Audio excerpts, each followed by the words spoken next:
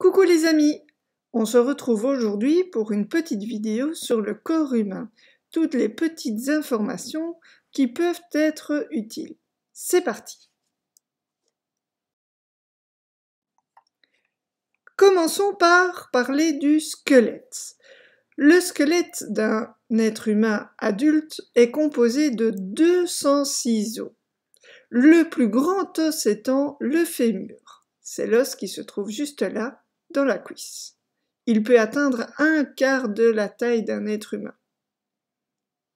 L'os le plus petit du corps humain est l'étrier. C'est un tout petit os de la taille d'un grain de riz qui se trouve dans l'oreille.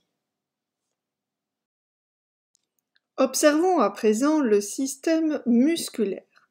Quand tu regardes de près, tu verras qu'il y a une zone dans laquelle il n'y a pas de muscles. Regarde bien. Les doigts n'ont pas de muscles. Si on regarde de plus près, il n'y a aucun muscle dans tes doigts. Ce sont les tendons qui permettent de remuer les doigts. Les tendons relient l'os aux muscles de la main. En observant les muscles de dos, tu trouveras le muscle le plus puissant du corps humain. Attention, il ne s'agit pas de la langue. On peut trouver parfois cette information sur Internet, mais c'est faux. La langue n'est pas un muscle en soi, c'est un organe qui est constitué de plusieurs muscles. Le muscle le plus puissant du corps humain est le muscle grand fessier. C'est lui qui te permet de te tenir debout, de marcher, de courir. Il est énormément sollicité. Connais-tu les 7 organes vitaux du corps humain? Un organe vital est un organe dont on ne peut pas se passer. Il est impossible de vivre sans. Tu peux mettre éventuellement la vidéo sur pause et écrire une petite liste des 7 organes dont tu estimes qu'ils sont vitaux. Le premier est bien évidemment le cerveau. Il est impossible de s'en passer. Les poumons, le cœur, les reins, le foie, le pancréas et le dernier, et on l'oublie souvent, la peau. Et oui, la peau est un organe. 2 de ces organes ont certaines particularités. Le foie, lui, a une particularité. C'est le seul organe du corps humain qui est capable de se régénérer.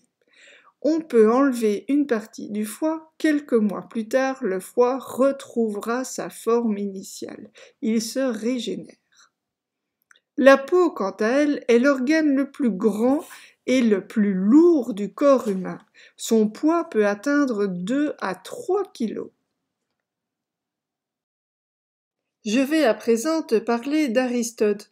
Aristote est un philosophe grec ayant vécu durant l'Antiquité, plus précisément en 384 avant Jésus-Christ. Ceci est sa date de naissance. Pourquoi Aristote est-il important ici pour le corps humain? Eh bien, dès l'Antiquité, Aristote établit que l'être humain a 5 sens afin de percevoir le monde qui l'entoure, avec l'ouïe, le toucher, l'odorat, le goût et la vue. Encore aujourd'hui, on apprend aux enfants que l'être humain a 5 sens. Eh bien, sache que c'est faux. Aujourd'hui, les scientifiques estiment que nous n'avons pas que 5 sens. Nous avons beaucoup plus que 5 sens. On a ces 5-là, plus encore d'autres sens, dont le sens de l'équilibre, par exemple. On aurait entre 9 et... on ne sait pas. Les scientifiques n'arrivent pas à se mettre d'accord sur le nombre exact de sens. On termine cette vidéo avec une petite question. Quel est l'élément qui est présent partout dans le corps? Partout, partout, partout, partout. Et il est même présent à 60% chez un adulte. De quoi s'agit-il? Écris-moi la réponse dans les commentaires. Merci d'avoir regardé la vidéo jusqu'au bout. On se retrouve vendredi prochain à 10 h pour une autre vidéo. Bye bye!